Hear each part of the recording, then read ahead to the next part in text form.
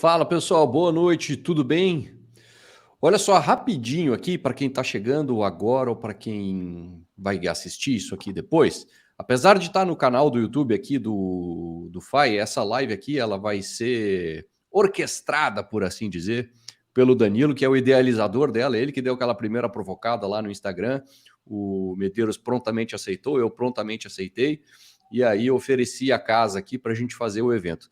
Então, Danilo, tá contigo, cara. Hoje o vídeo é teu e o canal temporariamente aí é teu, cara. Toca a ficha. Show de bola, galera. Então, obrigado aí por terem aceitado esse convite. Foi aquela provocação rápida de stories. Então, você que está assistindo, está sendo gravado aqui no FAI, você vai fazer um favor para nós três já. Depois você vai se inscrever no canal de cada um, curtir os vídeos, seguir a gente lá nas redes sociais. Tenho certeza que você está aqui, você gosta bastante de fundo imobiliário. Então, talvez você não me conheça, eu sou o Danilo Bastos, eu sou analista de fundo imobiliário, sou sócio da Ticker Research. Estou aqui com dois amigos que eu admiro muito, o Marcelão Fai, vou passar a bola para ele se apresentar. E o Medeiros, o objetivo dessa live é a gente falar um pouco aí do caso do HCTR e similares, mas a ideia não é criticar investidor, não é criticar gestor, nada disso. O que a gente quer fazer aqui? É extrair lições para nós profissionais e para nós investidores. A gente também investe para vocês, investidores também. A gente tem uma longa jornada de investimento pelo resto da nossa vida e a ideia é extrair aprendizados. O Marcelo Fai, eu lembro claramente, ele vai falar mais sobre isso, ele fez um post aí público na época, sugerindo fortemente a não investimento nesses fundos. A gente chegou a distribuir um relatório gratuito, eu cheguei a distribuir um relatório gratuito na ocasião, há um ano e meio atrás. O Medeiros, se eu não me engano, foi o primeiro analista que levantou essa lebre, né? Eu vou passar para vocês se apresentarem aí, então, rapidamente, para quem estiver assistindo no canal dos outros. Vamos lá, Marcelão, fala aí, dono da casa. Vamos lá. Então tá, turma. Eu sou o Marcelo Fai, também sou analista de fundos imobiliários. Aqui é uma trinca, né, de analistas de fundos imobiliários. E, enfim, assim como o Medeiros, assim como o Danilo, todos nós três aqui, nós temos nossos serviços de assinatura, onde a gente vende as nossas recomendações e as nossas análises. Então depois confere aí o trabalho de todo mundo. E se fizer sentido para você, um de nós, todo mundo aqui é bem ativo nas redes sociais, especialmente no Instagram, né? E aí nos encontra lá e conversa com a gente no direct e lá a gente negocia e faz algum negócio, quem sabe. Beleza? Medeiros, está contigo, cara. Legal, pessoal. Boa noite, Danilo, boa noite, Marcelo, boa noite a todo mundo que está aí nos ouvindo, ou bom dia, ou boa tarde, se você estiver assistindo depois. Sejam todos muito bem-vindos, quem está nos assistindo. Obrigado pela live, Marcelo e Danilo. Acho que é uma grande oportunidade nós conversarmos sobre esse tema, ajudar os investidores. Vai ser bacana, é uma live aí que nós estamos fazendo na casa do Marcelo, né? Mas vamos gravar, vamos disponibilizar depois nos 3 canais do YouTube. Acho que o objetivo é trazer conhecimento, permitir que o investidor se aperfeiçoe. Meu nome, para quem não me conhece aí, que está assistindo às vezes no canal do Marcelo, está assistindo no canal do Danilo, meu nome é Rodrigo Medeiros, sou o fundador do Desmistificando Research. Começou lá em 2015 como Desmistificando FI. Tem uma admiração incrível aí pelo trabalho do Danilo, do Marcelo. Então, assim que nós fizemos as provocações lá no Instagram, rapidamente já saiu a live. Eu acho que vai dar uma live aí de muita geração de conteúdo. Tenha ou não HCTR na carteira. Eu acho que esse é o ponto importante. Tenha ou não HCTR na carteira. Então, se fizer sentido aí para você, curte o vídeo onde você estiver assistindo, em qual dos canais estiver assistindo, se inscreve nos nossos canais aí para ter mais conteúdo também e aperfeiçoar ainda mais o seu conhecimento. Show de bola. Então, galera, para a gente contextualizar aqui, vou até deixar vocês responderem primeiro, já que eu estou aqui no papel de mediador. Fala mais ou menos aí o ponto. Eu vou passar para o Medeiros agora, Fai, já que você começou anterior, e depois a gente inverte. Quando você resolveu recomendar a venda publicamente, o HCTR era um fundo que a cotação subia. O HCTR era um fundo que distribuía cada vez mais dividendos. Eu lembro quando a gente fez a nossa recomendação pública, que foi em março de 2022. Cara, depois da recomendação, o fundo continuou subindo dividendos, chegou a pagar 1,77, 3, 4 meses depois de dividendos. Cara, e aquilo, a gente citava fundamentos, mas a galera só enxergava o dividendo, né? Você fala, eu não concordo com esse ponto no fundo, eu acho que isso merece atenção. Não, mas o dividendo está subindo, mas o dividendo está subindo. Então, eu queria trazer um ponto aqui para esses fundamentos. O que você enxergou lá atrás, Medeiros, para que você falou, tem uma coisa errada aí, acho que que não faz tanto sentido? Acho que o ponto que dá para destacar, a minha recomendação de venda foi em setembro de 2021. 22, né? 21. De 21, né? Foi antes, nós De 21. 2021. A minha foi setembro de 21. Isso, a minha foi setembro de 21. Dentro da tua assinatura, né, Medeiros? Dentro da minha assinatura. Infelizmente, eu cheguei a pensar em fazer publicamente, mas infelizmente eu acredito que eu tenha sido o primeiro. Aconteceram algumas coisas que me fez não querer fazer publicamente. Aí depois até eu fiquei bem feliz quando o Marcelo fez, mas preocupado também, né? Porque sempre que você faz uma recomendação pública, você tem que ter todos os registros e tudo mais para também não vir a se incomodar, né? Nós sabemos como é que funciona isso. E eu estava sendo o primeiro de um case que era a paixão, né? Era realmente a paixão tal dos investidores. E o que eu vi ali, gente? Uma equação que eu sempre digo é risco-retorno. Eu não sei, mas muitos investidores, quando eles olham essa equação risco-retorno, eu noto muito que eles acabam olhando ou só o risco ou só o retorno. Eles nunca conseguem ver essa dobradinha. E eu comecei a olhar o risco do HCTR como algo que, caso desse algum problema, acho que esse é um ponto que eu disse muito no relatório, caso desse algum problema, o problema ia ser muito grande. Ele não ia ser um problema de uma pequena inadimplência. Então, quais são os grandes pontos de destaques ali que me fez realmente recomendar a venda, não só dele, mas de todos os fundos interligados, né, durante aquele período? Então, HCTR, Teva, Iridium, próprio Iridium, todo mundo que tinha aquela interligação, mas para mim o HCTR era o maior desafio de todos. Então, o primeiro ponto... eu não tinha muita, vamos assim dizer, simpatia com o mercado de multipropriedades. Então, para mim, os CRIs de multipropriedades eles eram muito sensíveis, o formato com que eles existiam. Quem não me conhece, eu, na verdade, sou formado em Direito, e, né, apesar de ter MBA, mercado financeiro e tal, mas o que acabava acontecendo? Eu olhava muito para os CRIs de multipropriedade e eu dizia, gente, isso aqui, a forma como isso aqui é vendido, isso aqui é uma grande ofensa ao Código de Defesa do Consumidor. A hora que um advogado se despertar para isso aqui, vai ser processo a 3x4 contra o devedor, né? Seja GPK, seja Hope, seja quem fosse ali. Seja Van, né, que eram os grandes devedores do hectare. Então, isso era um ponto que eu via como problema. Mas ok, isso era um primeiro ponto. E aí depois tinha um outro ponto que começou a me chamar a atenção. Os CRIs, que boa parte dos CRIs da hectare, desses de multipropriedade, GPK, Hope, Van, eles tinham carência de amortização. E ali, mais ou menos nessa época que eu recomendei, um pouquinho antes, tá, eles estavam chegando no fim da carência da amortização. E aí se fez um novo CRI com carência de amortização para pagar aquele, meio que quase como uma renegociação para quem estivesse nos assistindo, né? Para manter aquela carência de amortização. E eu disse, putz, isso aqui não é legal. Isso aqui não é legal, porque isso pode mostrar que os caras não estão tendo fluxo para pagar esse CRI. Isso aqui é perigoso. Aí foi somando, né? Que é aquela coisa, não é um fato isolado. O Danilo, que é piloto de avião, você vai saber melhor que qualquer um, né? O avião não cai por causa de um fato isolado, né? Aí você foi somando os fatos isolados. Aí teve um caso ali que começou a me chamar a atenção e aí sim me incomodar. Eu disse, cara, isso aqui, esse risco, na minha opinião, não é tolerável. A Hectare começou a investir num fundo imobiliário que comprava o equity, né, a empresa que era a devedora do seu CRI. Aí eu disse, olha, agora eu estou na ponta credora e na ponta devedora. Indiretamente? Indiretamente. Mas se na ponta credora, que é o CRI, eu executar a garantia, eu vou perder na ponta devedora. E aí começou aquilo que eu falei do risco-retorno. Eu comecei a chegar numa equação que, se desse problema, o problema ia ser muito grande. Porque eu ia perder. Não é aquela coisa assim que às vezes nós vemos no CRI, né? Eu tive um problema, executa a garantia, ok, vou ter uma perda, porque o imóvel não vai cobrir totalmente, e aí eu tive uma boa diversificação. Não, ali eu ia ter a perda.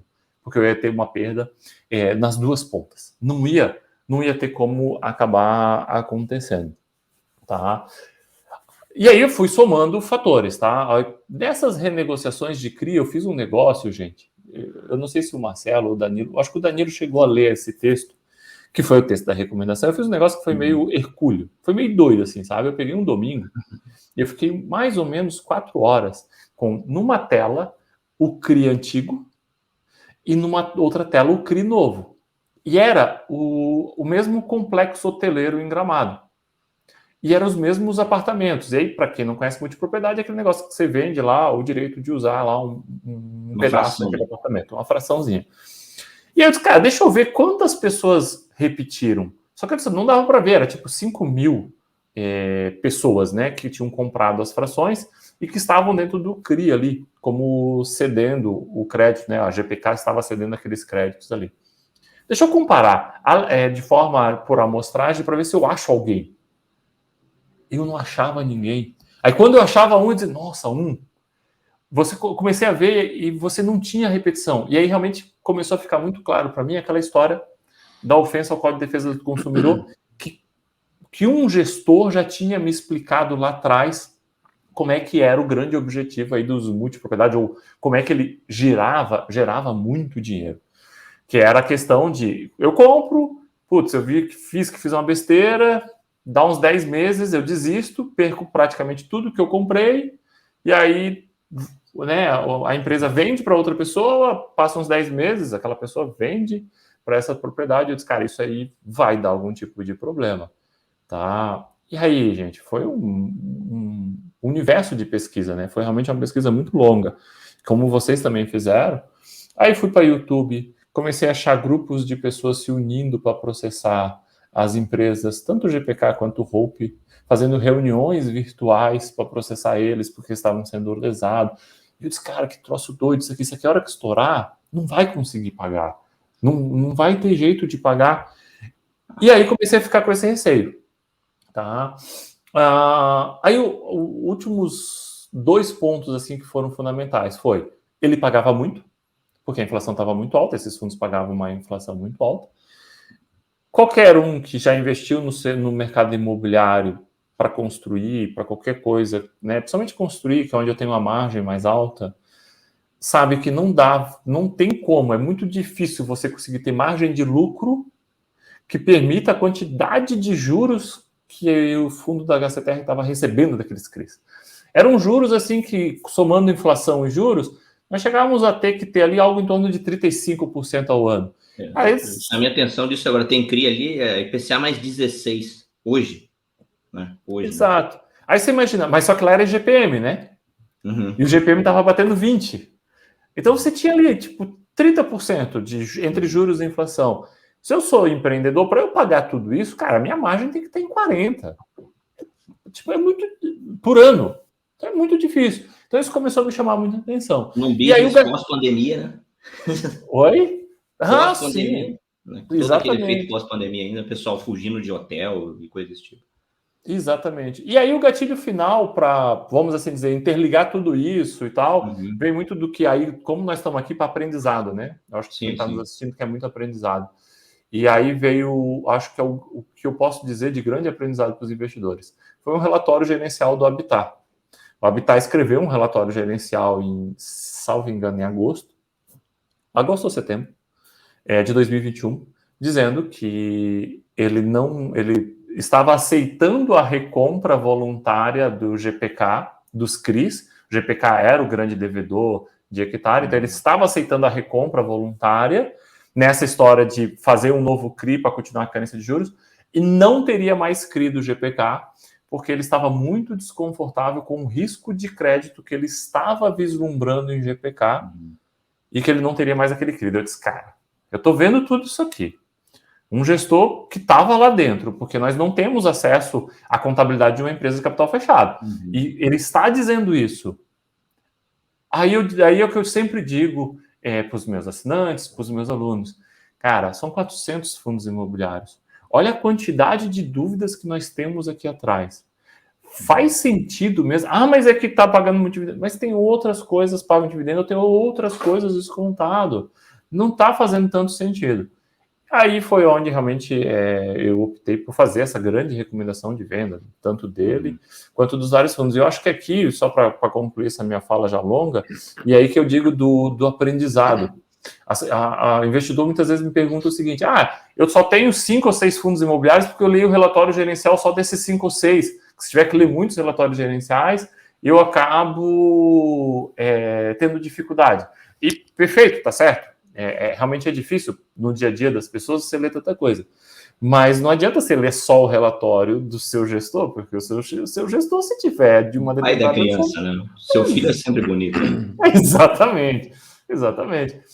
E olha só, e aí eu fui achar um ponto de dúvida do hectare lá num outro fundo de CRI que não tinha nada a ver, né? Então, aí somou tudo isso, e aí o fator principal foi realmente essa ideia, tipo, cara, 400 fundos, pelo amor de Deus, esse é um risco desnecessário. Agora, dizer assim, né, que eu tinha certeza que ia ficar inadimplente, não, isso seria completamente impossível. A gente está falando levantar a bola, né? Exatamente. Levantada de bola. A questão é justamente a levantada de bola. Eu vou só frisar um ponto aqui antes de passar a bola para o Marcelão.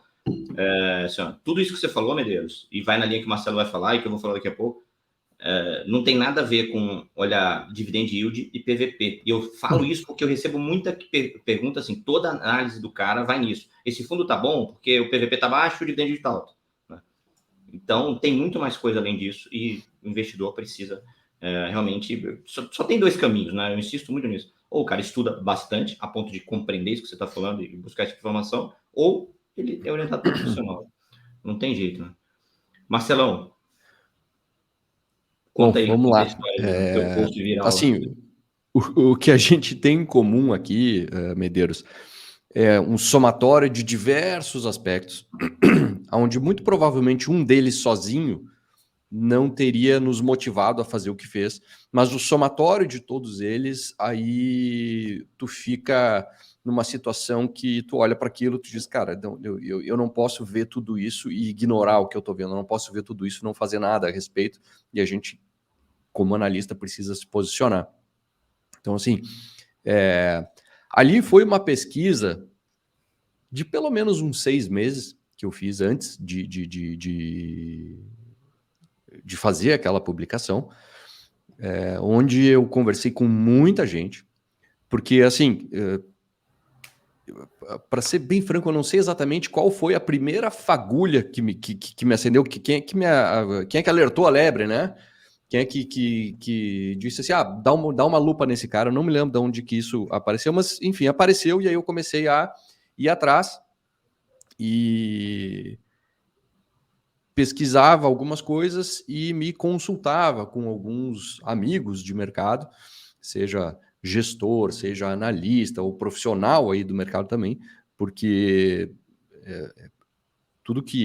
toda a estrutura desses fundos é muito complexa, é extremamente complexa. Então, tu começa a ver tudo aquilo e diz, pô, será que eu estou entendendo? Será que é isso mesmo? E aí tu vai te consultando com um, com outro, para ter certeza que tu tá na linha certa de entendimento. Então, foi uma caminhada bem longa. Obviamente que eu não posso citar absolutamente nenhuma das minhas fontes que me ajudaram nisso, né? Mas eu tive ajuda de bastante gente para chegar nessa conclusão. Bem, o que eu fui somando ali de pontos, né? Uma das primeiras coisas que me chamou bastante atenção é a estrutura societária das gestoras que controlam, que fazem a gestão desses fundos, Hectare, Devan, e mais recentemente a R Capital, que foi um spin-off de uma das gestoras controladas pelo mesmo grupo, que controlavam a mesma securitizadora na época, hoje não mais, mas na época sim. Controlavam também a Servicer. Quer dizer, praticamente todos os players que estariam envolvidos ali nessas operações, nesses CRIs, eram controlados por uma mesma empresa. Então, o conflito de interesse ali potencial, ele é enorme. Agora, o conflito de interesse sozinho, ele não necessariamente ele é um problema. Por isso que se fala muito em conflito potencial, porque ele é potencialmente um problema. Se eu estou na ponta credora e devedora do CRI, se não der problema, o conflito ele não se materializa. Mas se der problema, ó, eu estou nas duas pontas, não tem reunião, não tem ninguém defendendo o seu interesse, sou eu que vou escolher para que lado que isso vai pender, para um lado ou para o outro. Ou o equity vai dar o calote na dívida e azar, porque eu sou o cara da dívida lá, eu perdoo se eu quiser, ou eu vou executar todas as garantias e vou tomar o equity para mim, o equity é meu, enfim.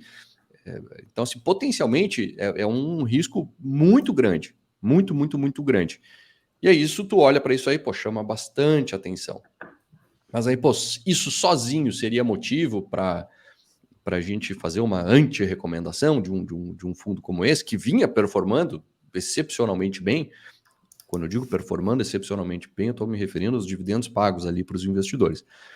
Então, assim, não, isso sozinho não era suficiente. Mas aí tu começa a ir mais adiante, e eu sempre gosto de fazer aquela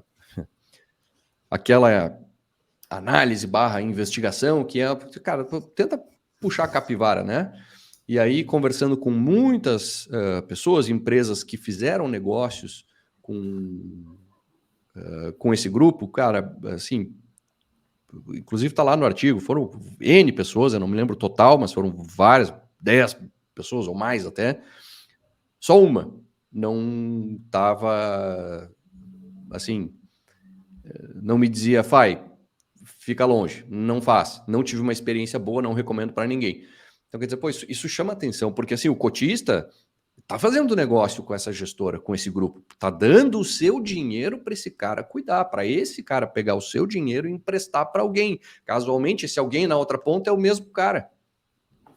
E quem cuida desse empréstimo é ele também. Quer dizer, estava tudo em casa ali. Então, assim, se tu vê que, putz, a reputação de quem, desse grupo, com quem já fez negócio, não é das melhores, pô, tu quer estar na ponta mais frágil possível desse negócio, que é entregar o dinheiro para o cara cuidar e fazer uma coisa que tu não tem absolutamente domínio nenhum sobre o assunto, não, é uma coisa que não faz sentido. E aí eu comecei a ver, enfim, uma série de coisas e negócios que eles estavam envolvidos já começando a dar os primeiros sinais de problema. Né? Própria Gramado Parques, circuito de compras, a emissão do CRI Hope foi uma coisa que me chamou demais a atenção, demais a atenção. O volume na época. O volume foi 970 milhões de reais, quase um bi, destinados para uma aquisição desse montante, ou praticamente isso, de uma empresa. Quem constituiu a empresa XYZ para comprar esse grupo de hotéis que seria pago com o dinheiro do CRI Hope foi essa própria empresa que controla aí essas gestoras. E essa empresa estava dentro de um FIP, que é um fundo de investimento em participações, assim como o fundo de investimento imobiliário compra imóveis, né? O FIP compra a participação de empresa. Então, esse FIP era dono dessa empresa que comprou esse grupo de hotéis.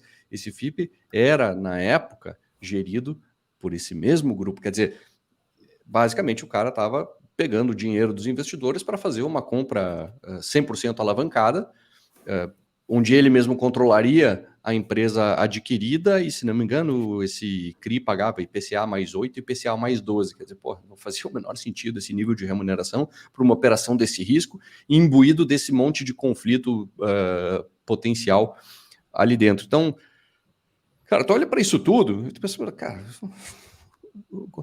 eu sempre gosto de inverter as coisas, né? Como é que eu defendo o investimento numa situação dessa? Cara, é indefensável. Então, se é indefensável, está resolvido. Fica muito longe disso. Fora, né? Se tu não vai conseguir defender, ou se tu vai ter dificuldade de defender aquilo, tu tem que ficar longe. Eu sempre costumo dizer assim, se tu tá numa situação onde tu precisa explicar ou te explicar, em primeiro lugar, já não importa mais se tu tem razão ou não, você não deveria estar nessa situação. Começa por aí. Depois, eventualmente, depois da explicação, até você poderia ter razão ou não, mas não se coloque numa situação onde você eventualmente precise explicar. Você não deveria estar lá em primeiro lugar.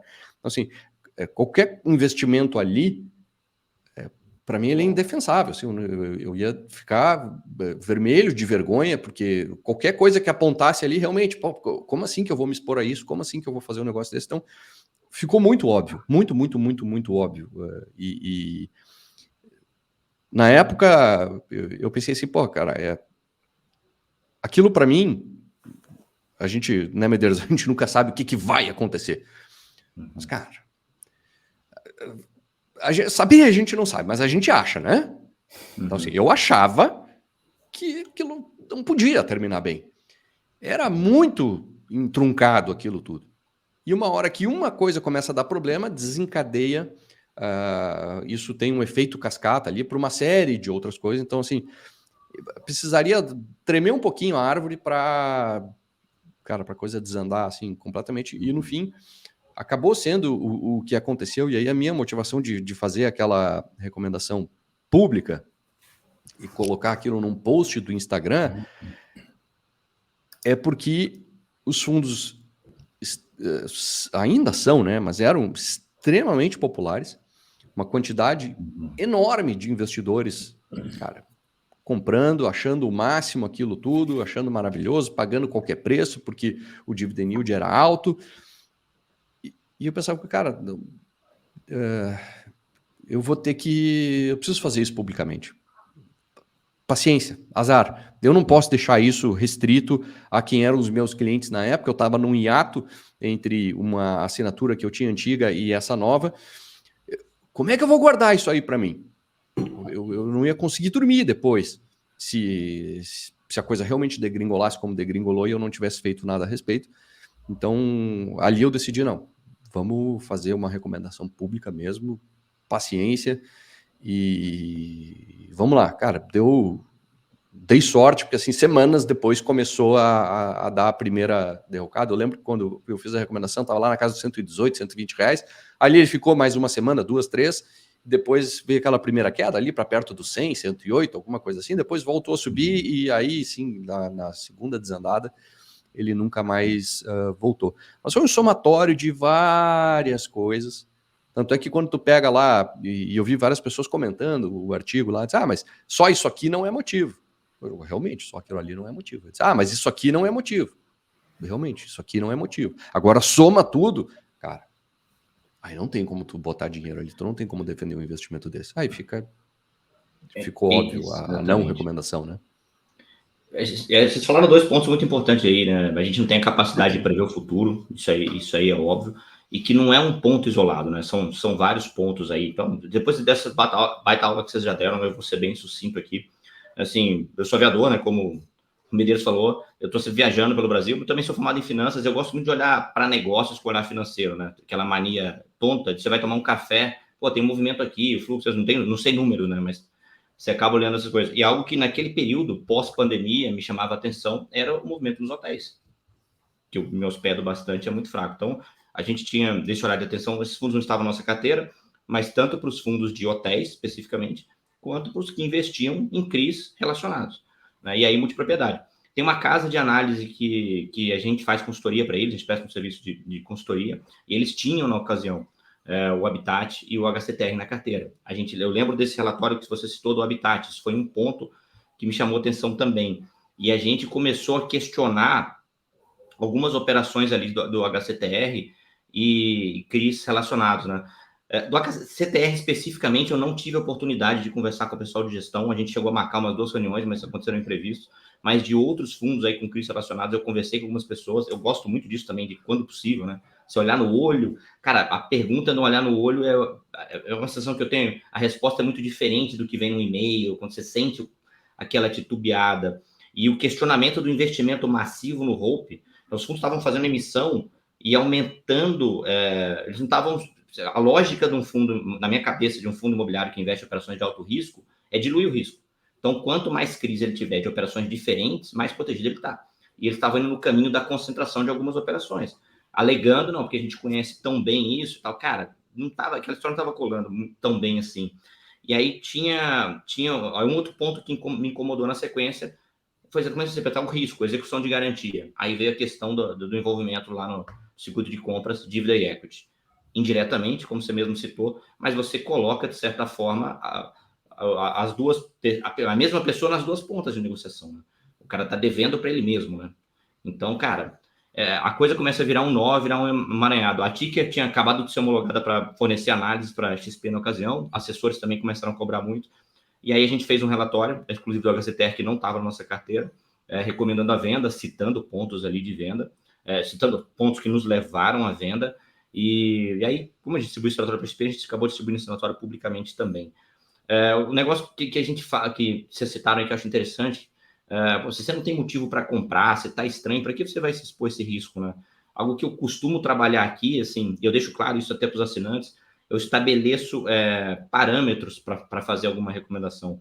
Então, às vezes é um fundo imobiliário que está descontado, que eu até acho que ele vai recuperar, mas ele pode passar por percalços no caminho, ele não entra na recomendação, porque eu gosto de entregar conforto para o cara, eu gosto de entregar alguma previsibilidade na renda, a gente está falando de ativo de renda variável, mas eu falo assim, cara, se estourar isso aqui, isso vai ter um problema. Então, ele não estabeleceu os critérios, então, para a gente fazia muito sentido recomendar essa venda, e foi o que a gente fez na ocasião. Evoluindo aqui, cara, a gente falou pra caramba, já acho que essa live vai ser uma live longa, hein? Mas é bom que a gente troca bastante ideia, acho que ninguém tá com pressa para dormir aqui. Cara, nesse negócio de recomendar venda, acho que todos vocês dois passaram por isso também, eu passei. Muito investidor, na época, estava bastante apaixonado assim, pela questão dos dividendos. Talvez quando você sugere ir contra, você cutuca o ego da pessoa, né? E a pessoa tinha todas as armas na mão. Mas o dividend yield está subindo. Eu até brinquei isso no Instagram esses dias. Tinha cara que mandava comentário. Falava assim, mas eu já invisto no fundo há um tempão. Nunca tive problema. Não dava para ser um tempão, que o IPO era 2019, né? Mas você perguntava um tempão do cara, era 6 meses, 4 meses, né? Coisa do investidor novato mesmo, horizonte, o que é normal, né? Sua indústria cresceu muito em 2020 para cá. Né? Mas a gente, depois dessa recomendação de venda, depois que a bomba estourou, eu recebi muito comentário também, e foi o que motivou essa live, do pessoal se sentindo culpado. Cara. Você acha que faz sentido? Como é que vocês veem esse sentimento de culpa do investidor? Você acha que o cara ele tem que se sentir culpado porque errou nesse fundo, porque ele botou muito capital ali e tal? Vou inverter aqui, passar para o Marcelão primeiro. Cara, vamos lá. Assim,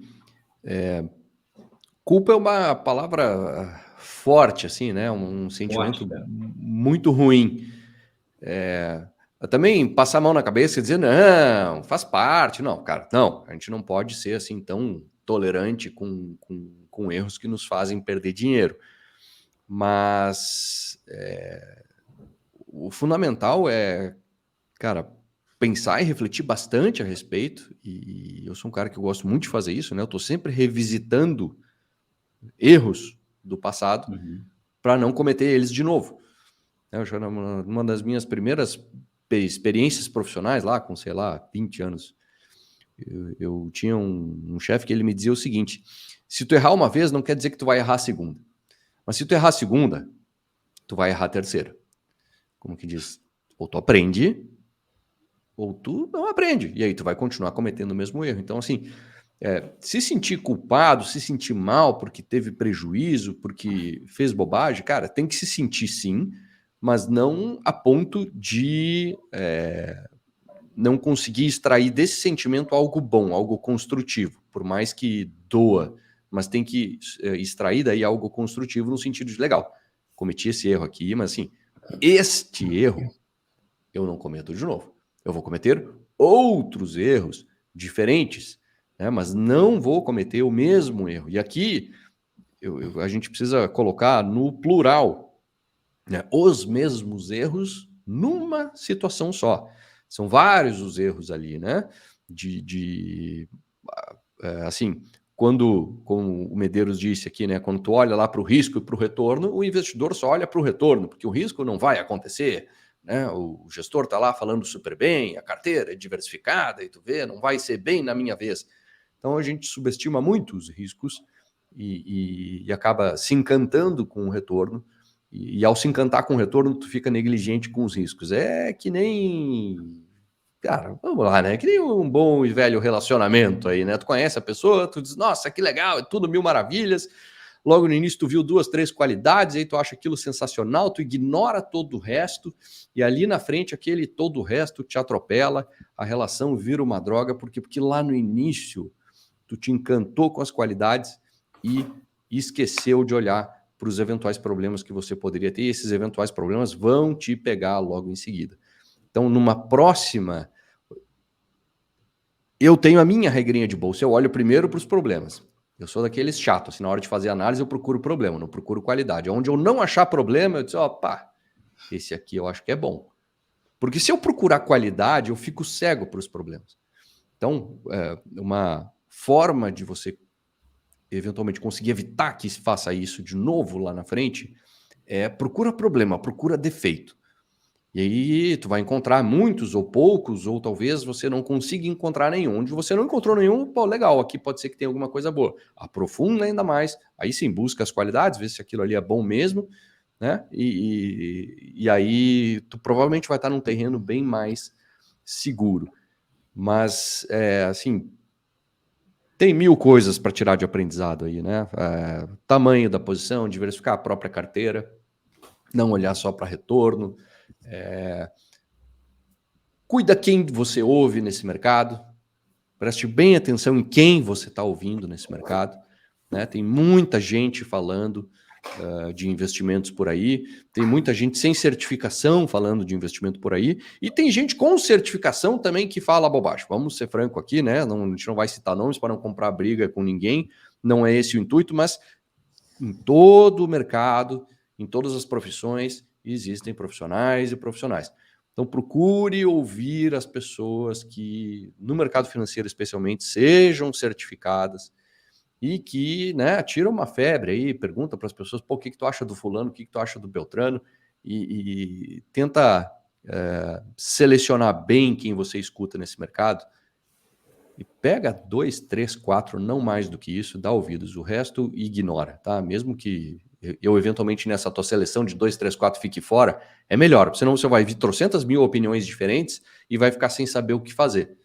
Então, enfim, tem N coisas aí, Medeiros. Vou deixar para tu continuar essa, senão eu não paro mais. Eu vou tentar só continuar, para também não ficarmos batendo na mesma tecla, né? A parte de culpa, Danilo, eu não sei, eu me interesso muito por algumas questões psicológicas, e eu acredito que a pessoa tem que entender que isso é normal, ela ter a culpa. Ela tem que ter a culpa, aceitar a culpa, mas ela não precisa, eu acho, ficar naquela do tipo assim, eu sou um burro, como é que eu fiz isso? Né? Não, é tipo, cara, ok, eu errei. Né? Eu errei. Eu acho que quando você diz assim, eu errei, a responsabilidade foi minha. Ainda que eu tenha escutado alguém, que eu concordo com o Fai, putz, tu escuta muita besteira, infelizmente, né? E aí a pessoa acaba tendo, mas a responsabilidade ainda é dela, né?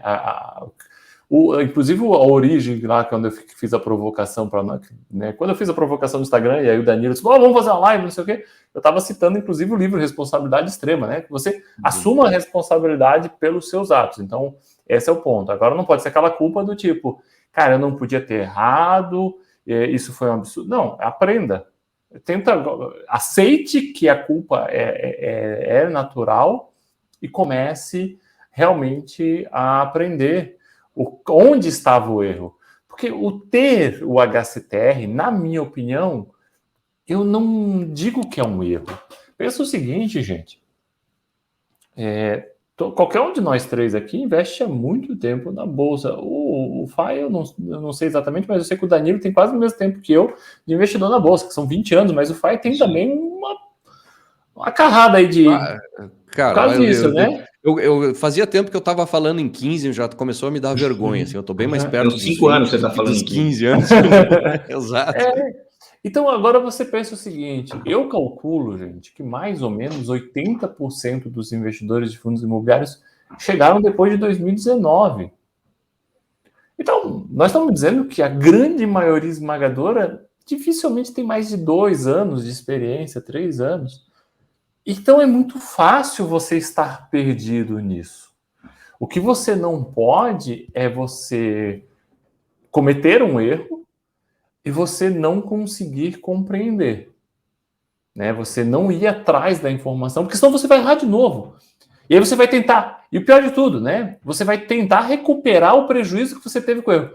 E, cara, essa é a maior cagada, né? Desculpa a palavra, mas realmente ela é uma cagada que o investidor faz. É o tentar recuperar o prejuízo. Aí tá baixar realmente... o preço médio. Até a gente prometeu, eu prometi nos stories, não falei isso aqui no final, que a gente vai dar a opinião de cada um aqui, se cada um acha que deve manter o fundo, reduzir preço médio ou não.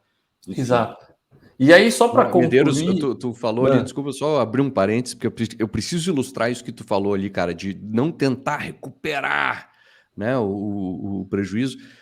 Tá rolando nos grupos de WhatsApp ali um depoimento de alguém que não sei aonde que postou, mas o cara perdeu um caminhão de dinheiro em HCTR e na sexta-feira ele decidiu virar a mão vendido para recuperar pelo menos um pouco. Bom, tomou quase 10% de prejuízo, agora vendido na sexta-feira e se te carregou essa posição até hoje, perdeu outro tanto, né? Enquanto a gente fala isso, o fundo disparou hoje. Nada mais faz sentido. Agora, entrar nessa dança aí de não, eu vou querer recuperar e tal, cara, aí o mercado, eu costumo dizer, aí o mercado te tira para dançar e é um olé atrás do outro, né? Você pode recuperar em outro ativo, né? Com calma, parcimônia, você recuperar em outro ativo descontado, tem vários aí. Exato. E aí, pegando só o gancho ali para concluir do que o Fai falou, cara, escolhe 2 ou 3 pessoas e aí segue. Uma vez eu acho que eu estava conversando com o Danilo. Às vezes você vai conhecendo as pessoas, você vai conhecendo os assinantes, e você vai tendo relato de pessoas que às vezes seguem um monte de gente e tal, e além de criar uma confusão muitas vezes mental, ela não consegue criar uma carteira adequada. Ela consegue criar uma carteira que é um verdadeiro Frankenstein, assim.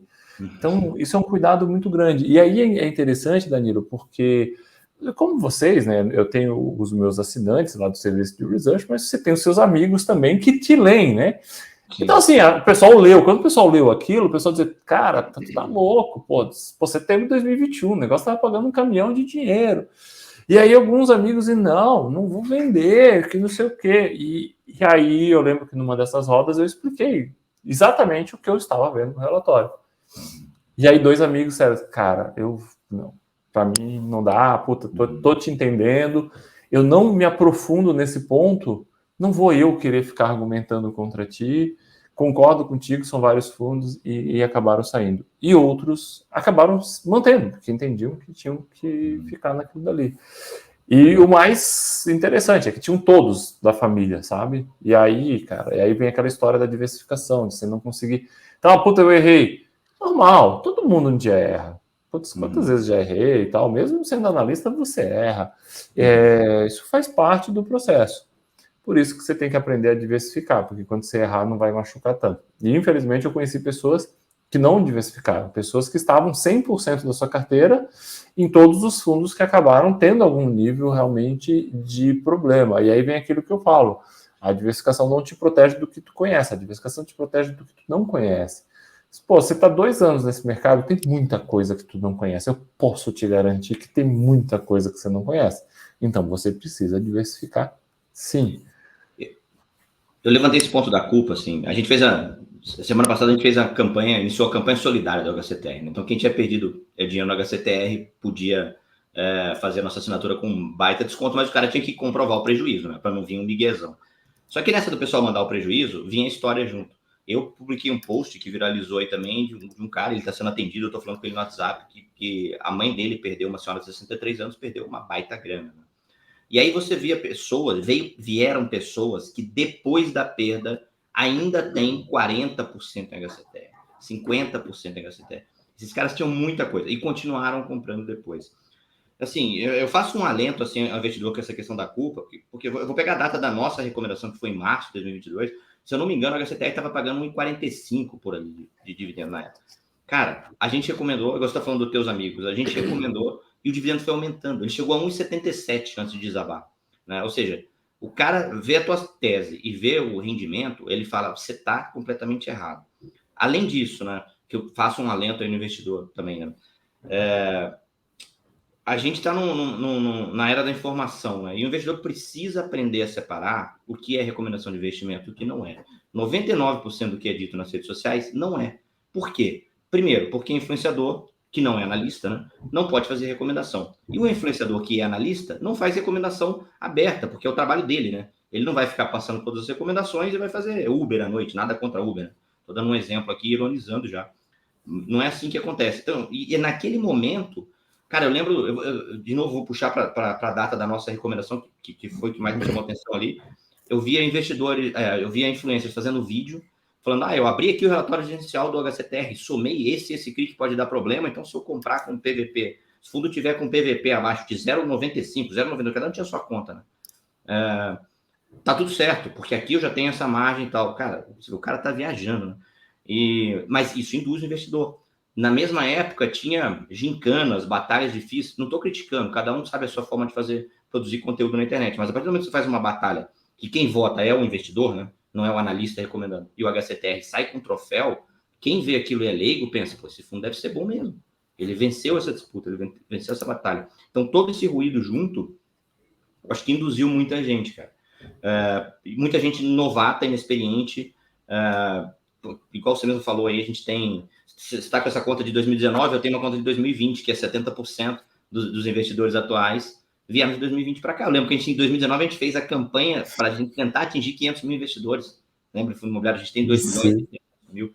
Então, essas pessoas chegaram com o fundo pagando muito dividendo e muita gente falando bem dele, porque o influencer que não é analista precisa fazer engajamento e falar bem do que todo mundo quer ouvir, dá um baita engajamento, né? O cara gosta de você, segue você e tal. Eu acho que tudo isso confundiu demais a cabeça do investidor. E aí eu volto naquele ponto de novo, que só tem 2 caminhos pro cara. Ele precisa estudar bastante. Eu quero tomar sozinho minhas próprias decisões de investimento. Então eu vou estudar bastante a ponto de entender o que esses caras estão falando. Qual a diferença da marcação a mercado para uma marcação na curva, no CRI? O que é multipropriedade? Qual o risco desse negócio? Não, olha, eu não tenho tempo para fazer isso. Ou até vou estudar, mas eu sou médico, advogado, engenheiro, qualquer coisa, e eu quero exercer melhor a minha profissão, ficar com a minha família, praticar meu esporte. Cara, procura orientação profissional. As assinaturas aí custam 20 e poucos reais por mês. E você consegue assinar 2, 3, que não é cara, e sair e investir com mais tranquilidade, né?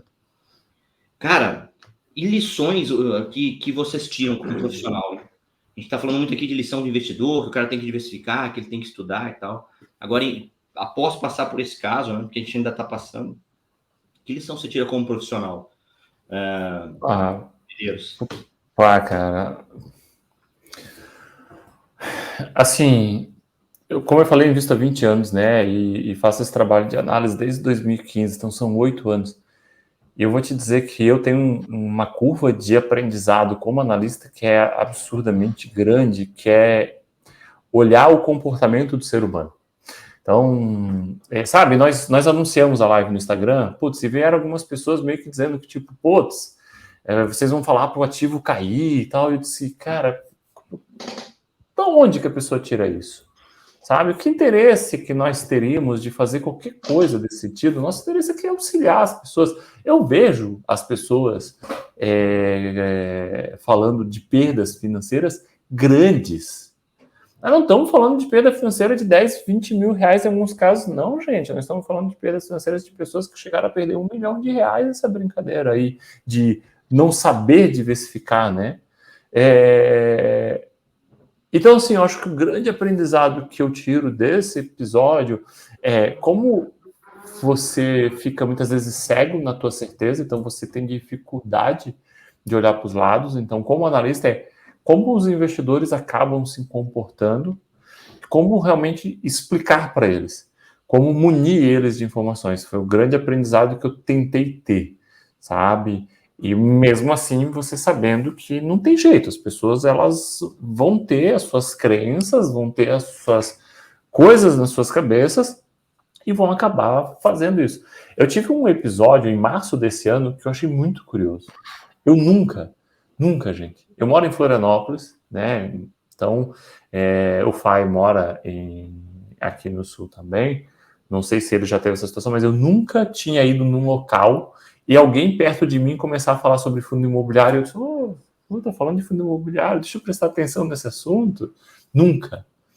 Em março, eu fui almoçar com um amigo que trabalha numa gestora, curiosamente, aqui em Floripa. Fomos almoçar juntos, sentamos. A hora que sentamos, chegou um casal, aparentemente de amigos, um homem e uma mulher, e o cara empolgado dizendo que era a oportunidade da vida dela comprar HCTR 11, dando toda a explicação dele, todos os fundamentos dele. Março desse ano, porque tinha caído, acho que até fui ver aqui a cotação, acho que tinha caído com R$70, mais ou menos. Então, sabe aquela história de tipo, nossa, caiu, é a oportunidade da minha vida, porque caiu, né? E aí eu disse, esse meu colega que estava junto disse assim, caracas, em que mesa que nós viemos sentar hoje, hein? E aí, assim, você vê essa empolgação das pessoas. Então, acho que o grande aprendizado foi muito esse. Eu passei, de um tempo para cá, a falar muito para as pessoas que, gente, não fica focado em formar patrimônio com a ideia de só empilhar dinheiro. Você vai ter que empilhar conhecimento. Então, assim, eu cada vez mais batendo nessa tecla do realmente empilhar conhecimento, entender um pouco mais esse comportamento humano, que ele vai existir. Então, aí você também tem que saber tirar proveito para os seus assinantes e para você também, né? Esse comportamento humano de acreditar que está fazendo a coisa correta, de não saber diversificar, realmente vai acabar acontecendo. Então, acho que o meu foi, pelo menos como analista, o aprendizado foi muito nesse sentido, assim, de como as pessoas realmente elas criam as suas crenças e passam a defender cegamente e para todo mundo e para ele mesmo. Ele acaba ficando envolto daquela situação. E aí, como nós dissemos, era fácil você se encantar pelo fundo? Era fácil, o rendimento era gigantesco, né? E aí um ponto que eu passei a bater muito na tecla você sabe, mas assim, tem coisas que às vezes ficam mais visível, né? É a história de como os investidores ainda olham a bolsa de valores. Vai lá, não quero pegar muito pesado, mas assim, como se fosse um videogame. Fundo imobiliário é um código de 4 letras e 2 números. E aí esquece que tem que ter tudo uma coisa por trás. Sabe? Tipo, não, é um código de 4 letras e 2 números. Ah, caiu 30%. Poxa, é oportunidade de comprar, caiu 30%. Como assim? Mas o que tem por trás? Quais são os riscos? O que tu tá avaliando? O que está acontecendo por trás daquele ativo que não tem? Isso é uma coisa que eu falo há muitos anos, que o investidor tem que cuidar com isso. Ele achar que o home broker é uma coisa altamente virtual, quando que, na verdade, ele é a representatividade de um negócio físico que existe por trás, né? E aí voltou muito a realmente essa ideia de ter que insistir isso para as pessoas. Boa. Marcelão, aprendizado como profissional, hein? Cara, assim, lá atrás, bem antes disso, eu já tinha escrito um artigo sobre o HCTR. Tá lá no meu Instagram, no meu feed, se tu tiver com paciência de rodar aquilo até o fim, tu vai encontrar. Onde eu falei bem do HCTR. Ele parecia interessante lá no início. Uma tese nova, até então bem executada, já demonstrava ter bastante risco, mas que, né, tinha uma carinha de ser promissor, porque ele tinha um aporte gigante institucional ali de um outro fundo imobiliário que chamou a atenção muito da indústria e funcionou como uma chancela. E, então aquilo ali parecia ser muito interessante.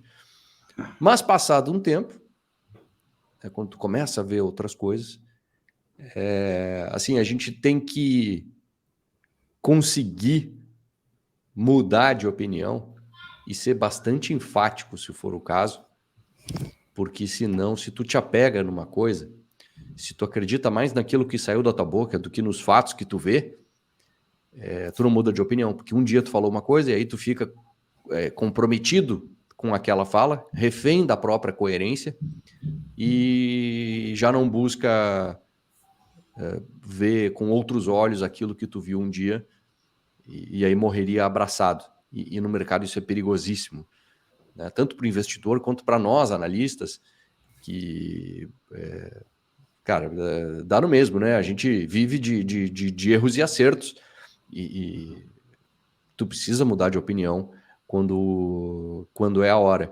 Então, acho que cara, são tantas coisas assim, mas isso é uma das coisas que eu enfatizaria bastante e também sempre buscar, cara, uma comprovação, informações, dados e fatos que corroborem com aquilo que você está pensando ou acreditando ou tomando como uma opinião, né? Não ficar de novo, né, refém da própria eloquência e não buscar fatos que te deixem seguro daquilo que você está falando, para o bem ou para o mal, e para mudar de opinião, inclusive. Até porque, cara, não mudei de opinião porque eu sou doido, né? Tu mudou de opinião por causa disso, daquilo. Então, isso te mantém vivo no mercado. E, cara, é fundamental. É fundamental. Eu acho que talvez seja essa, assim, o grande aprendizado. Fora entre N outras coisas, assim, que a gente, como analista, tem o privilégio de poder conversar com muita gente que o investidor comum não vai ter acesso. E, assim, usar essa rede que a gente constrói ajuda muito, né? E aí tu pesca uma coisinha daqui, puxa uma dali, pega dali, junta uma informaçãozinha daqui. De novo, né? Confere tudo, vê se bate com a realidade, né? Para tu não pegar e repetir uma opinião de alguém. Vê se aquilo tá certo mesmo. Comprova tudo e aí forma a tua convicção. Assim, o trabalho de análise é muito mais do que só ler relatório, né? A gente tem Tem que digerir conversar com os outros profissionais é fundamental, porque às vezes alguém está vendo uma coisa que tu não está vendo, alguém te chama uma atenção para isso, alguém te corrige numa coisa que tu estava errado. E isso, para mim, é uma das coisas mais ricas que tem na nossa profissão. Eu acho que isso é o que, na verdade, diferencia a forma com que nós lemos os documentos de um investidor. Às vezes o investidor pergunta, por que eu vou assinar o Danilo? Por que eu vou assinar o FAI? Por que eu vou assinar o Medeiros? Se eu posso ler o relatório gerencial. E a diferença está aí, né, Fai? De você conversa com outras pessoas, e quando eu digo outras pessoas, são outros profissionais, outros gestores, outros analistas, fora esses 20 anos de experiência, né? Então, quando você lê... o caso do HCTR, eu lembro de, às vezes, perguntar para a gestora e dizer o seguinte, por que tu não tem CRI de multipropriedade na tua carteira? Gestor de CRI. E aí ele me dava toda uma explicação. Puta, que dali ficava na tua cabeça. E aqui dali, em algum momento, você vai usar. Eu acho que esse é um ponto muito diferencial. Eu vejo, às vezes, o investidor, não, eu me viro aqui, vou ler aqui os relatórios do fundo que eu tenho. E ok, perfeito. Mas o analista, ele te oferece isso. Ele vai além, ele traz a experiência dele, né, cara? Exato. Eu acho que isso é muito válido. E assim, ó, só para pegar um ponto aqui que não lembro quem tinha citado antes aí, porque a gente sempre vai errar e a gente vai mesmo. A gente tem tanta certeza que a gente vai errar. Nenhum analista que eu conheço tem o melhor fundo, a melhor ação, ele tem uma carteira ou uma seleção de, porque entre ali vão ter teses que você sabe que vai performar bem e outras que não irão. Obviamente, um bom profissional, na média, né, ao longo do tempo, ele tem que acertar mais do que errar, né? Mas ele vai errar, com certeza ele vai errar. Então, só isso aí já é o princípio da diversificação. Assim, eu acho que o maior aprendizado aqui que eu tive, além do aprendizado técnico, né, que cada vez, como o Marcelo falou, você conversa com as pessoas e tal, você tem que buscar uma informação, você vai rever uma norma, você vai procurar um negócio de contabilidade para embasar melhor aquilo que você está pensando ou para entender melhor. Então, além do aprendizado técnico, eu volto naquele ponto que o Medeiros citou ali também. Eu gosto muito disso também, de tentar humanizar a nossa visão. Porque cada investidor vai receber de uma forma. Né? O cara chega para o serviço de research, ele chega muito perguntando o que vai subir, o que vai cair. Mas, no final das contas, o cara não quer ganhar o dinheiro, perder o dinheiro. Ele quer além. Ele quer comprar uma casa, ele quer viver de renda, ele quer mandar a filha para a faculdade, ele quer pedir demissão daqui a 3, 4 anos, sei lá, reduzir o ritmo de trabalho, usar aquela renda. São objetivos diferentes. Eu estou falando só de fundo imobiliário, né? Quando você amplia para o leque de investimento total, você tem um cara que está juntando dinheiro para viajar para Disney, né, que quer mudar para o exterior, enfim, que está juntando... Eu tinha um cara num curso uma vez, eu cito isso várias vezes. Por que você está investindo em fundo imobiliário? O cara estava querendo juntar dinheiro para comprar uma cadeira de roda para o irmão. O cara falou isso num curso, cara. Aí você fala, olha como vem coisas diferentes, vem desejos diferentes do investidor. Então, eu tento traduzir isso para o cara da maneira mais humana possível. Frase que eu falo bastante aí, que finanças pessoais é pelo menos metade pessoas e metade finanças, para que a pessoa possa entender se aquilo faz sentido para ele ou não. E para a gente sair daquela dúvida de ficar refém da própria eloquência, como o Marcelo falou, que eu deixo claros os parâmetros, né? Então, hoje, por exemplo, a nossa carteira, ela tem alguns parâmetros estabelecidos. Então, a gente quer bater o IFIX, óbvio, senão não seria um serviço profissional, não faria sentido. Eu quero entregar uma estratégia que o investidor consiga executar. Então, eu me policio muito quando vou fazer uma movimentação.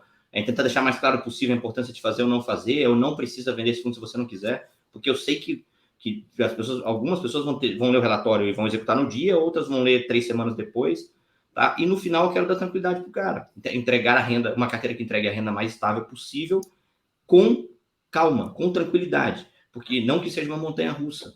Então, assim eu consigo estabelecer parâmetro. Olha, eu achei aqui um fundo imobiliário que investe em laje, que está muito descontado, tá? Mas esses imóveis são numa região não tão boa e ele está com uma alavancagem muito alta. Até acho que ele tem potencial de valorização, mas ele tem problemas para resolver. Então, isso não cabe na minha recomendação, porque ela não passou por aqueles pilares, né? Então, eu acho assim, algo que esse caso me trouxe bastante é tentar ser mais claro possível e entregar a informação de tal forma que a pessoa consiga usar na vida dele, né? A gente não entrega só o que comprar, nenhum de nós, né? Só o que comprar, o que vender, a gente entrega também muito conhecimento, muita informação. E é isso, cara. Galera, a gente vai para 1 hora de live aí, então vamos lá, pergunta quem não quer calar, né? Pode tirar, não sei quem quer responder primeiro aí e tal. Pergunta do milhão. Comprar HCTR, tá barato pra caramba, um baita de um desconto, tá na hora de continuar comprando para reduzir o preço médio, ou eu devo vender tudo e entubar o meu prejuízo de 70%? Quais seriam as suas sugestões aí, Medeiros? Se você tivesse cara a cara com alguém bem enrolado. Eu vou dar a orientação que eu tenho dado no meu relatório. Tá? Então, quem está nos assistindo agora vai ter a mesma recomendação. Eu gosto de ser muito coerente do que eu falo. Qualquer lugar, eu vou falar. Inclusive, eu tenho uma recomendação de venda dentro do meu relatório de um outro fundo, porque ele tem GPK dentro da carteira e eu disse, é coerência. Ele tem GPK, é a segunda melhor nota de crédito dentro do fundo dele. Eu tenho que ser coerente com tudo que eu venho falando. Porque se a minha segunda melhor nota de crédito é o GPK, imagina o que nós temos lá para trás, né? Pode ser só um erro de avaliação, mas tem que ser coerente. Então, vou ser coerente. Então, o que eu tenho dito para os meus assinantes? Cara, hipótese alguma, comprar, porque é um risco que não me agrada. Tá? Em hipótese alguma, eu recomendaria comprar o fundo, porque não é um risco que me agrada. Lembra que eu comecei lá, eu que comecei falando dos gatilhos que eu vi? Então, eu falei que eu tinha um receio muito grande do Código de Defesa do Consumidor. E aí eu me questionava, inclusive, como é que o Ministério Público nunca tomou uma atitude quanto a isso, né? Porque o processo de venda que ocorre lá no exterior, ele não é um processo muito aceito aqui no Brasil quando você pensa em Código de Defesa do Consumidor. E aí, quando começou a dar a situação com o GPK, lá que queriam pedir recuperação judicial, queriam impedir de pedir recuperação judicial, começou a dar toda aquela discussão, eu fui para o site da Justiça do Rio Grande do Sul pesquisar o que tinha de ação, né?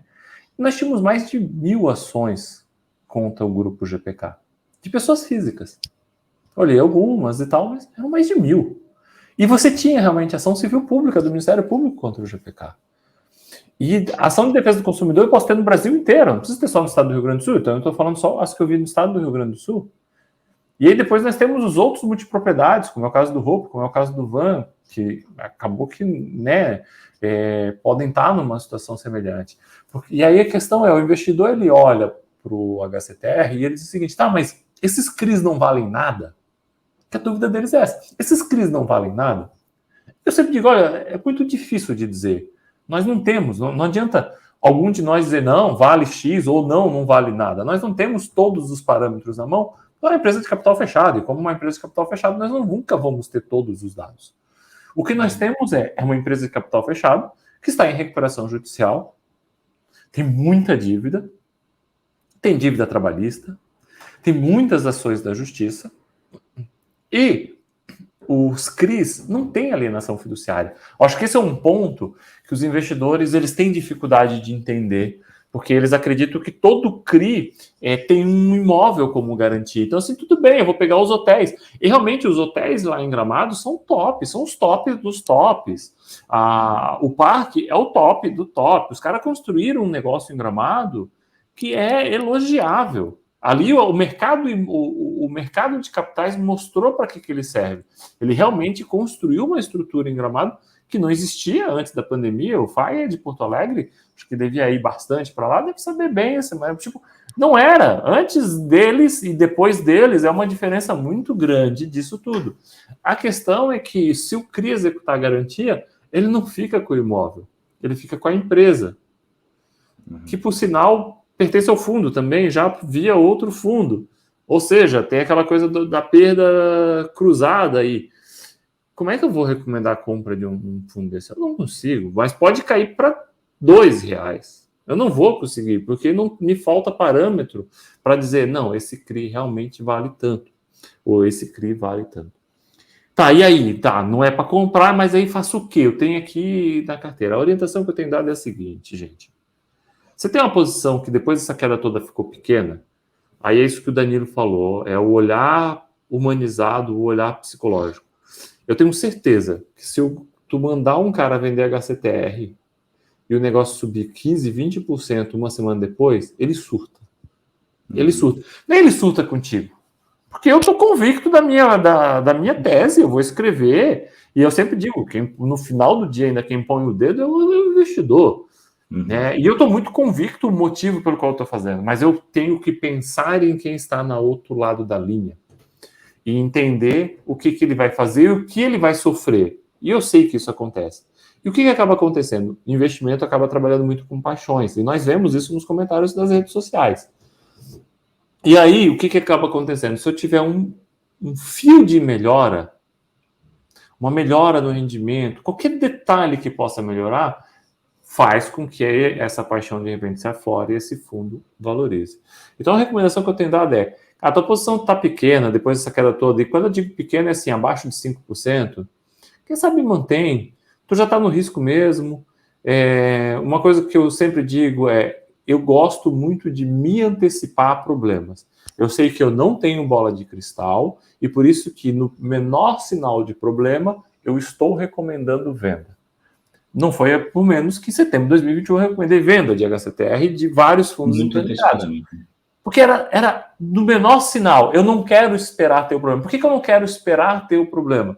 Porque depois que o problema acontece, todo mundo já sabe. Se todo mundo já sabe, já está no preço. E aí fica muito difícil eu agir, porque todo mundo sabe. Eu quero tentar agir antes que boa parte das pessoas ainda não saibam. Né? Essa é a grande verdade. Então, nesse momento, fica muito difícil você agir, porque está tudo no preço. O pior do pior dos cenários parece estar no preço. A questão é, será que o pior do cenário já está no preço? Por exemplo, o HCTR tem um CRI aqui na minha cidade, tá? Em Florianópolis. Se você pega lá o relatório gerencial, você vê que esse CRI está aumentando a inadimplência cada vez mais. Será que esse CRI vai dar problema também? Será que esse CRI vai ficar inadimplente também? Porque ele está tendo problema de inadimplência? Tá lá aumentando as razões de garantia dele, né? Então, quer dizer, baixando. Então, assim, diante de toda essa certeza, é isso. Rodrigo, se tem mais de 5%, cara, vende uma parte, busca outros fundos. Quem sabe você busca alguns outros riscos que podem ser grandes também, mas que há uma certa racionalidade por trás em que eu consigo ver valor das propriedades, sabe?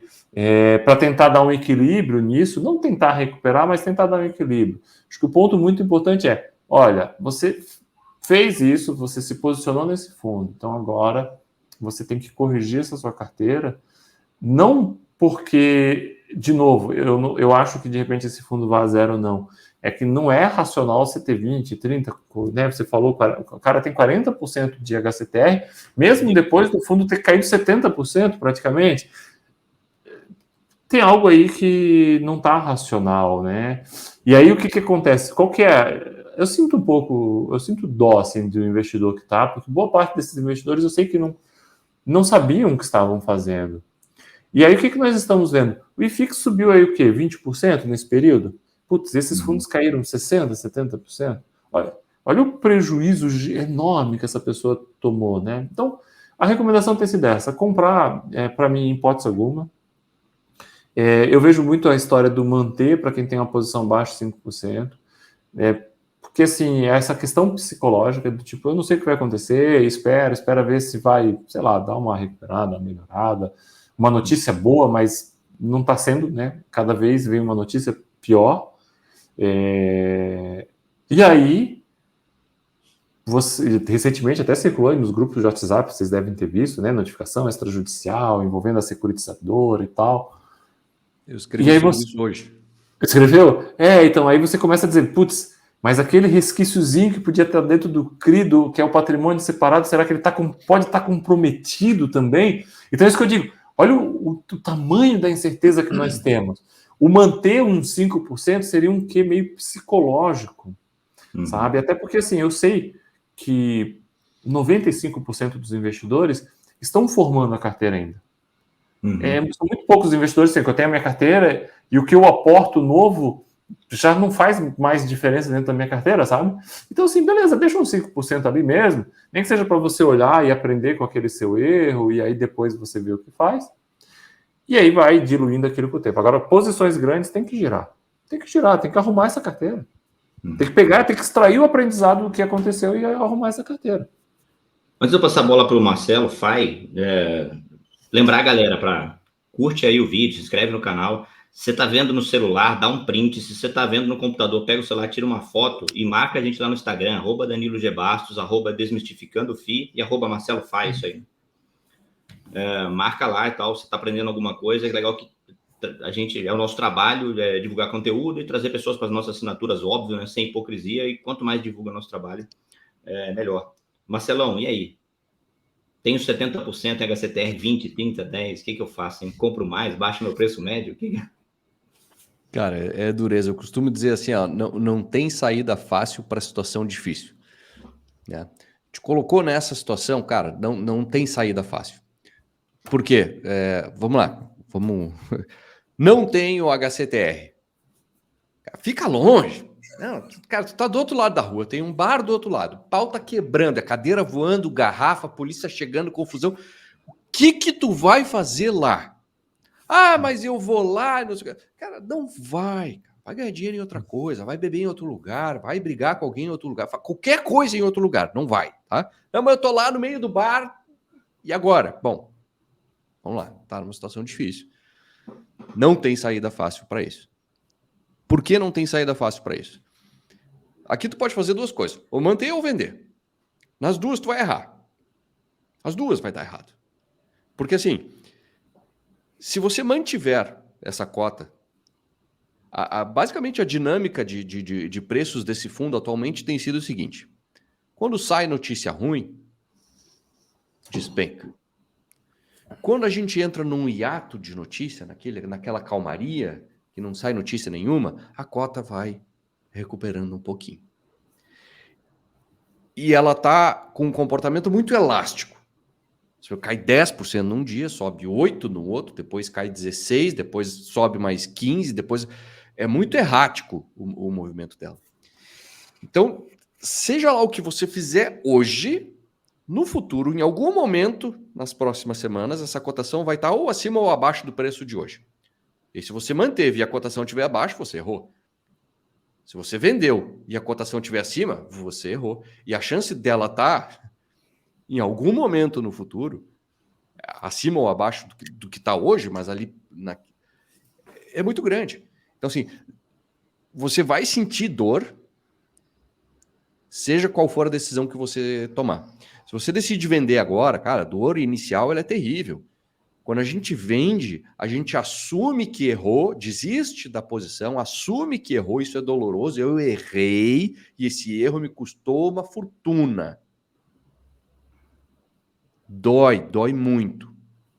É uma saída difícil para essa situação. Por outro lado, você sai disso, você volta a dormir, bota a tua carteira nos trilhos, monta ela direitinho de novo, e dali para frente você vai adiante. Assume o prejuízo e daqui vai adiante.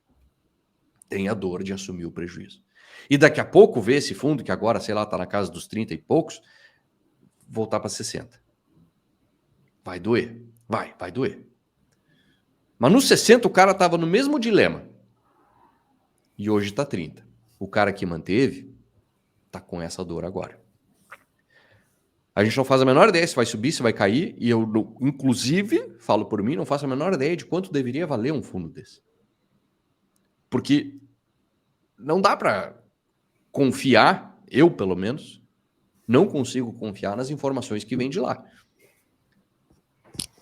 Se nem a auditoria chancelou o balanço, um cara que teve lá, sentou junto, ouviu, em tese, tentou ser convencido de que aqueles números é aquilo lá mesmo, se nem ele, cara, vou eu acreditar? Daqui, dessa distância? Não dá, eu não faço a menor ideia de quanto esse fundo deveria valer, e aí eu não faço a menor ideia se ele está caro ou se ele está barato. Dito isso, como é que eu vou te dizer se é para comprar ou para vender? O que eu preciso te dizer é o seguinte, cara, olha só, se tu mantiver, vai doer por causa disso, disso, daquilo. Se você vender, vai doer por causa desse, daquele. Escolhe a tua dor. Uma delas você já tem, você vai ter, né? E a outra você já tem, que é você é a cotista dele hoje. Esse dinheiro já foi perdido, não é? Não existe essa história de eu só perco quando eu vendo. Não existe isso. O dinheiro já está perdido. Hoje você pode decidir continuar com ele ou decidir cair fora e montar uma outra carteira. Esse dinheiro já está perdido. A questão é que se você permanece e esse negócio volta a subir, que bom. Quem disse que é isso que vai acontecer? A gente não sabe.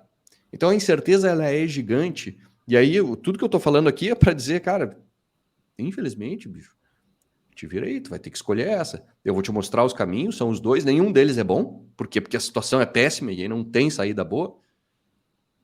Escolhe onde vai doer menos. Escolhe onde tu vai ficar mais em paz contigo mesmo. Tem gente que depois que vendeu, veio me falar que graças a Deus voltei a dormir, agora eu tô mais tranquilo.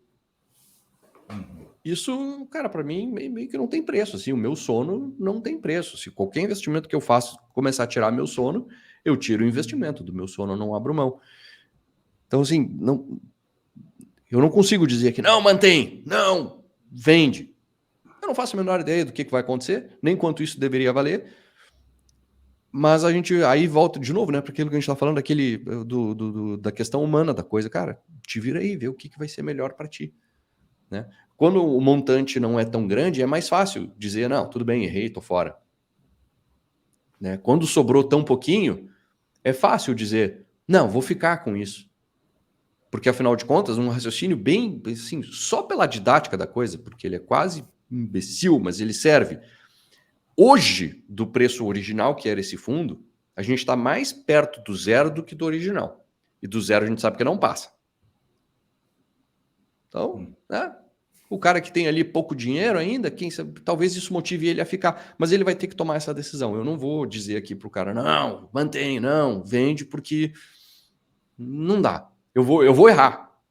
Porque semana que vem esse negócio vai estar aleatoriamente acima ou abaixo, e aí eu aleatoriamente acertei o rei na semana que vem. Mais uma para frente, ele vai estar em outro lugar. E aí aquilo que era certo numa semana era errado na outra e por aí vai. Então, cara, escolhe a tua dor, pega ela e vambora. Mas sai dessa. Decide o que tu quer fazer e fica com essa decisão. Não, show. Para tentar complementar aqui os comentários brilhantes de vocês, obviamente, comprar, nenhuma hipótese. Eu acho que não dá para entrar no fundo mesmo agora. Mas tem aquela dúvida do cara que já tem posição, se ele aumenta a posição, se ele reduz o preço médio, se ele vende agora, se ele espera. A gente fez um relatório, que foi o relatório da semana passada, né, que tinha até o objetivo de recepcionar os investidores do HCTR que chegaram com a campanha que a gente fez. Eu escrevi um texto lá, deve ter umas 10 páginas de HCTR, então eu contextualizei tudo, que o cara quer saber exatamente isso. É para eu vender ou para eu comprar mais? Mas você precisa contextualizar para o cara entender, né? Não é simples, a resposta não é simples. E aí, ao invés esse relatório foi para os assinantes, mas ao invés de eu distribuir esse relatório publicamente, eu fiz um vídeo, tá, no meu canal do YouTube, onde eu li o relatório e comentei, né? Comentei parágrafo por parágrafo, trouxe vários pontos, acho que vários deles a gente já trouxe aqui. Mas o que eu pondero é muito o seguinte, cara, vai muito em linha com o que o Marcelo falou, assim, é muito difícil você saber quanto vale hoje. Eu vou errar alguns números aqui, porque eu não estou com os dados abertos aqui na frente, mas o valor patrimonial do HCTR é lá próximo de 110, 111, 112, alguma coisa por ali. Cara, com certeza ele não vale aquilo. Com certeza não vale aquilo. Quando a gente olha só os fundos imobiliários, que correspondem ali a aproximadamente 20% do HCTR, dá ali um valor de 400 e poucos milhões, né? E o valor de mercado do fundo na segunda-feira passada, que foi quando eu comecei a escrever esse relatório, estava em torno de 600 milhões, 700 milhões, alguma coisa assim. Ou seja, cara, você teria que partir do princípio que os CRIs, que são ali os outros 80% praticamente, eles teriam que ter perdido ali de 80% a 90% do valor, tá? Eu acho que realmente há um desconto hoje e que esse desconto talvez esteja exagerado. Porém, tá? Quer dizer que não vai cair mais? Não, não quer dizer que vai cair mais. O que a gente precisa para o fundo recuperar, na minha visão? E eu até parto do princípio que a gestão está fazendo o máximo esforço para recuperar não só cotação, a distribuição de dividendos e a confiança do mercado. Eu parto do princípio que a gestão está fazendo esse esforço. Agora, para que o fundo recupere, a gente precisa que os negócios performem bem, né? Que ele consiga vender loteamento, que ele consiga vender multipropriedade, que ele consiga ter lucro na operação a ponto de pagar dívida desse tamanho, né? A gente citou aqui, tem crise ali, IPCA mais 16 ainda. Existem outras dívidas, existem empresas proprietárias desses empreendimentos citados que estão em recuperação judicial, inclusive. Então, a gente tem tanta coisa que precisa acontecer para que a solução surja, né? Para que o fundo evolua para voltar próximo do que era antes, para que ele recupere um bom valor, que tem muito fator sorte envolvido, muito fator sorte. Eu não gosto muito de usar esse termo para investimento. Eu não invisto baseado nesse termo. O pessoal fala muito aposta, né? Vale apostar. Eu não gosto de apostar. Eu gosto de buscar fatos, ou o que eu considero fato, né? Fundamentos. E aqueles fundamentos podem me levar à direção de querer comprar algo ou não querer comprar.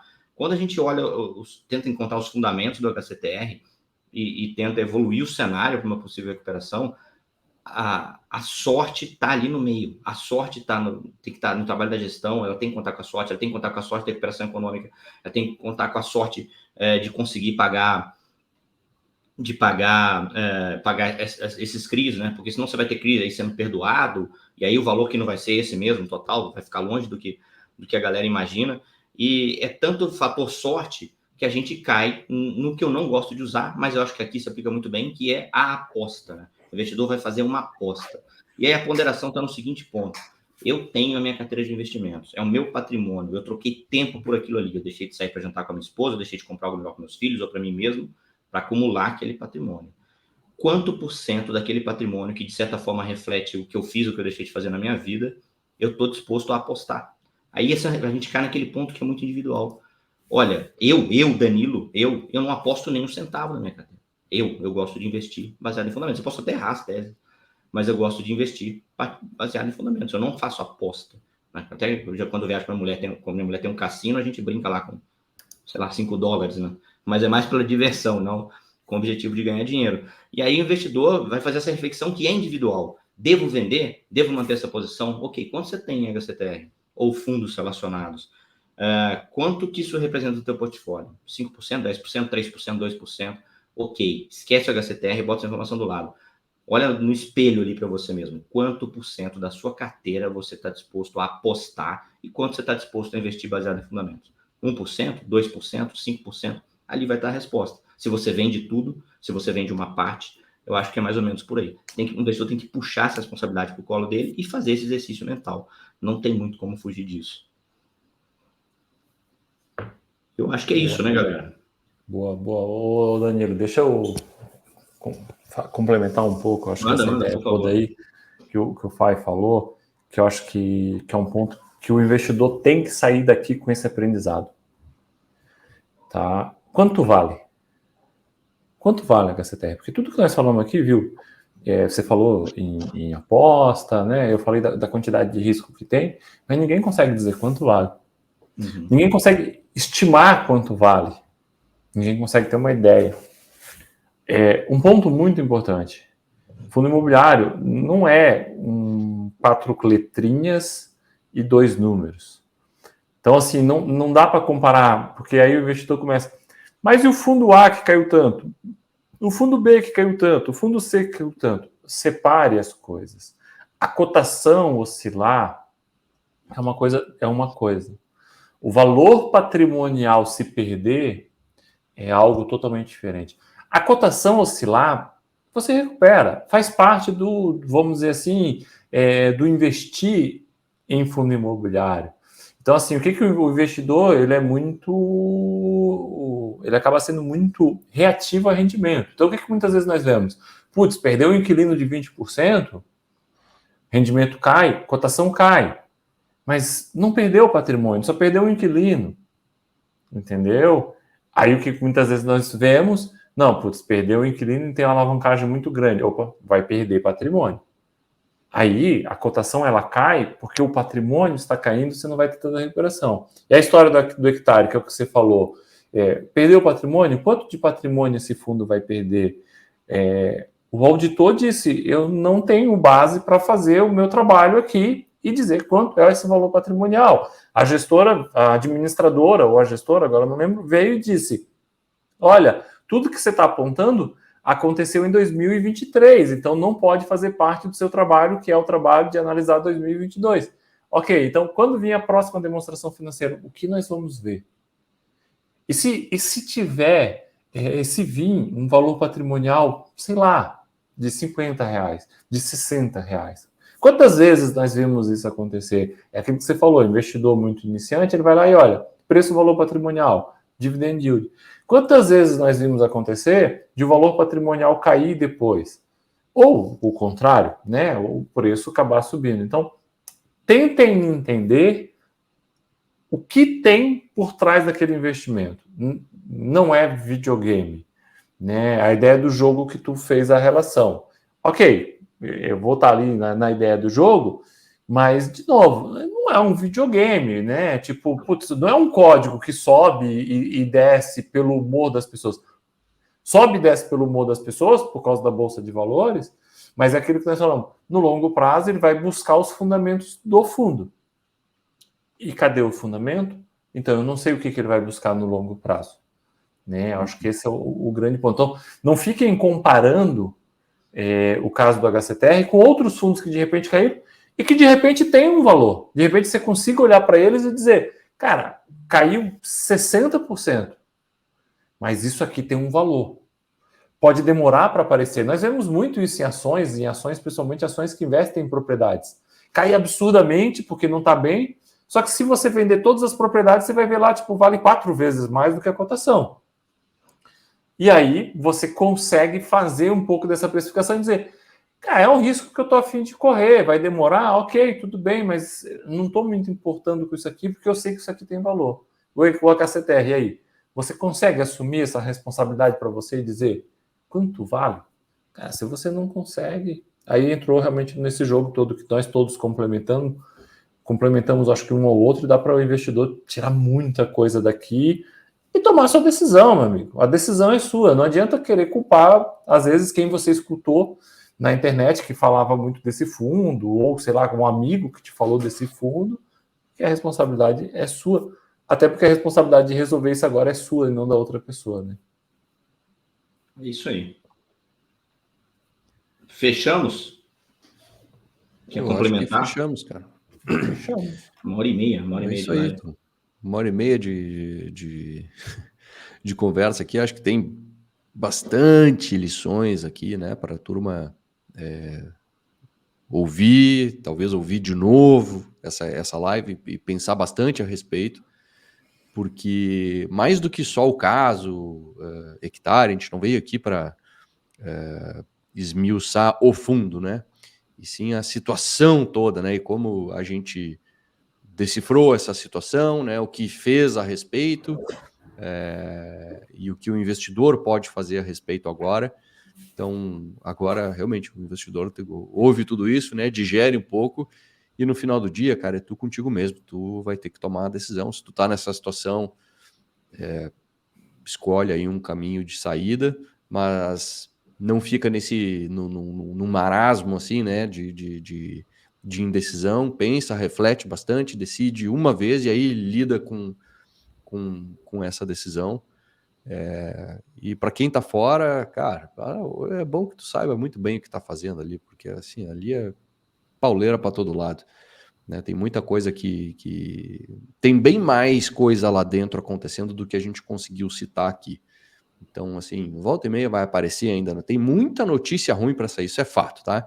Assim, não pensa que, não, agora passou, daqui não cai mais, porque assim, ainda vai ter muita pauleira, tem muito problema lá dentro, muita coisa que ainda não foi veiculada, muita situação que já foi veiculada, mas terão novos capítulos ali na frente. Então, assim, ainda vai ter muita coisa, vai fazer muito barulho esse fundo. Então, assim, não te atira nessa aí, porque eu não vejo motivo para isso. E se você tá dentro, cara, escolhe. Ah, beleza, dane-se, vou ficar até o fim. Então fica, toma essa decisão e beleza, para de te atormentar com essa situação, né? Ou cai fora e, de novo, para de te atormentar com essa situação. A gente aqui tentou mostrar N caminhos alternativos e te ajudar, né? Mas, no final do dia, é isso aí. Tu mesmo vai ter que te olhar no espelho e tomar a decisão. Show de bola. Galera, obrigado. Obrigado quem está Obrigado, galera. assistindo. Obrigado, Danilo, Marcelo. Show de bola. Valeu, pessoal. Boa noite Valeu. a todos aí.